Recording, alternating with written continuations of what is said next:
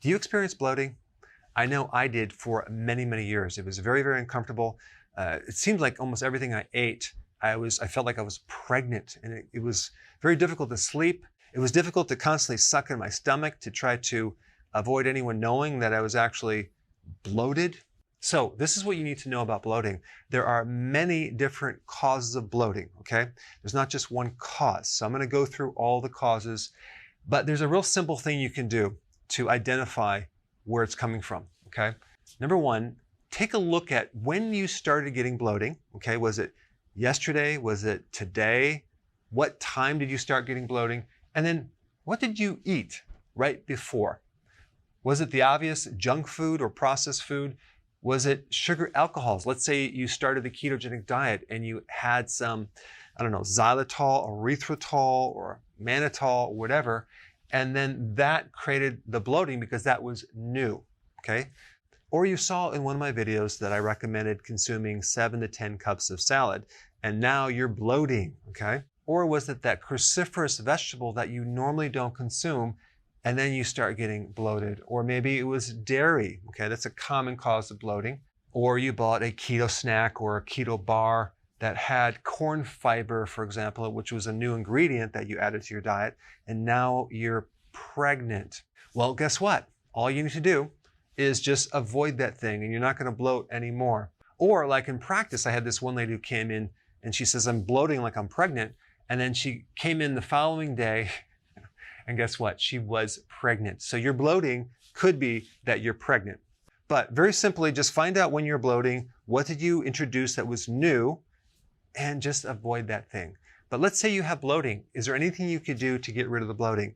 Yes, there is. So if this is the right side of underneath the rib cage, and this is your left side, right through like this, you simply could massage the two key parts of your digestive system that are many times responsible for bloating. One is the gallbladder on the right side, or it could be the pancreas, which I'm going to talk about. So what you're going to do is you just kind of start massaging right underneath the rib cage, okay? And I like to just press about 1 inch off the midline to the right and about 1 inch down from your rib cage, maybe 2 inches down, and press right into that area and just kind of massage to the left and the right and just kind of hold this point for about 1 to 2 minutes. Just don't use a sharp object when you're pressing in here. You can use a massage tool or the end of some dull piece of wood, but don't use a sharp object, okay? And then you just kind of work on the left side and you start massaging these two areas, and you're gonna help kind of decongest these organs and get rid of a lot of bloating.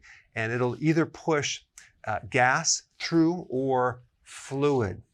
Now, one side note I wanna mention, one of my patients noticed that their constant bloating went away when they went down to Florida and laid on the beach, okay? And that was because this person was going through a massive stress, and every time they experienced sun and a reduction of cortisol stress, their stomach reduced to the point where it was flat. And that is because cortisol, or stress, creates inflammation and swelling in the midsection. Okay, so that's just a side note. If you notice that you go through a stress event and you notice your stomach is distended, especially as the day goes on. But let's go through each organ and talk about the potential cause of your bloating. Let's start with the stomach here. If the stomach does not have enough acid, or the pH of the stomach is too alkaline, okay, because you're taking antacids or whatever, you can experience either acid reflux, okay, or GERD, or heartburn, or indigestion. Indigestion is a real good clue that you don't have enough acid in your stomach. Or bloating, okay? So if you have bloating and you have indigestion or acid reflux, then it's more likely that it's coming from the stomach. The thing about the stomach is it's one of the first places to help you start to digest, okay? And if you don't have enough acid, like a lot of people, from that point on, the food stuff will kind of go through this whole chain of events. And if it's undigested here, it's going to be undigested here, and these organs are going to have to work harder. So it's very important to have enough acid in your stomach to start the process of breaking down the protein, especially with the right amount of acid, okay? So if you need acid, what you can do is take something called betaine hydrochloride. It comes in a supplement, and you would take maybe 5 or 6 of these with a meal. And that's going to greatly help the stomach regain its acid. The other thing you could take is apple cider vinegar, either on an empty stomach or with food. So you would take 1 or 2 tablespoons in some water, and that will help your digestion, okay? So that would be the stomach. The next thing I'm going to talk about is the gallbladder. The purpose of the gallbladder is to concentrate bile, which is like a detergent that helps you break down fat, by a factor of 5x. So it helps to concentrate the bile, so when you eat, it's released into the small intestine, and it mixes with the pancreatic enzymes to help you break down certain things, okay? Now, if the gallbladder does not have enough bile, maybe you don't have a gallbladder, or maybe it's just sluggish, you'll get burping, belching, or bloating, or you'll feel nauseated. And there's a lot of symptoms, but you can feel bloating if you don't have enough bile salts, okay? So if you bloat and you have this belching and burping, and maybe you have a full sensation underneath the right rib cage, or you have pain that's going into the right shoulder, right through here, it could be up back through here, it could be up here, or in your neck, then suspect gallbladder, and then you need some purified bile salts or gallbladder formula to help assist this gallbladder. So that would be some clues that it could be that you need help right through in here. The other thing you can do, and you can use this also to help figure out if it is the gallbladder, is just press underneath the right rib cage. You start massaging underneath the right rib cage, and if your discomfort on the right side goes away, or you feel less bloating, chances are it could be that you just need a little help with more bile salts. All right, now we have the pancreas, right? Pancreas is more on the left side, but it does cross over a little bit to the center, maybe to the right side. But if your pancreas needs help, let's say you don't have enough enzymes, okay? Because of various reasons, maybe you're diabetic, or you've eaten a lot of carbs in the past, and you're getting a loss of function in the pancreas. The pancreas just makes enzymes. You could get diarrhea. You can get floating stool, kind of like a greasy stool that floats. That means you don't have enough enzymes to break down that fat. It's called lipase. And guess what? You're going to get a lot of bloating. If this is the case, okay, you need more enzymes. So you'd want to get some supplement that has a wide variety of enzymes. You also want to make sure that you consume food with enzymes, maybe some raw, like salads, okay, to get more enzymes to help you digest, as well as fermented food like sauerkraut, things like that would help take the pressure off the pancreas. The pancreas also improves when you cut down the high carbs, okay? Because the more sugar you have, the more insulin that's produced, the more the pancreas has to work harder. So that's the pancreas, okay? So with the stomach, you would need more acid. With the gallbladder, bile. With the pancreas, enzymes. Moving right along, we have this thing called the small intestine, which is right in the center. The small intestine is where you have 90% of all the digestion, okay? And so the food particles that are broken down by the stomach into amino acids, the gallbladder breaking down the fat, the pancreas helping breaking down food, and then the small intestine, which also has enzymes, but it's not supposed to have a lot of bacteria. A lot of the bacteria, the good bacteria, should be in this large intestine, okay, further down.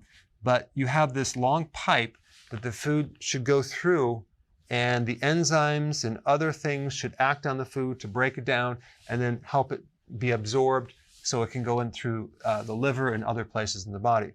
But a lot of people get bloating in the small intestine, okay? They actually have fermentation going on in the small intestine. Fermentation is the action of a microbe on a food, like a carbohydrate, a fiber, or sugar, okay? Now, an example of this would be with my chickens, okay? So I have about 16 chickens, and we eat their eggs. And what I do is I ferment the food, okay?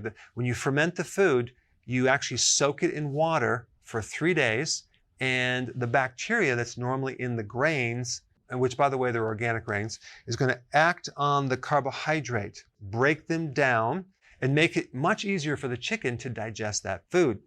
Plus, in the fermentation process, you get a lot of gases that are released, like carbon dioxide. As you can see in this image right here, we have a lot of carbon dioxide and other gases being produced by the microorganisms. It looks like it's boiling, but it's just releasing gas. But guess what? When you have this excess fermentation going on in your small intestine, that gas is going to produce a lot of distension and bloating.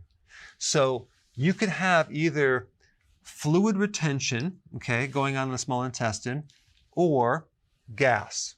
Because if you're not able to digest certain foods in the small intestine, you're going to retain fluid.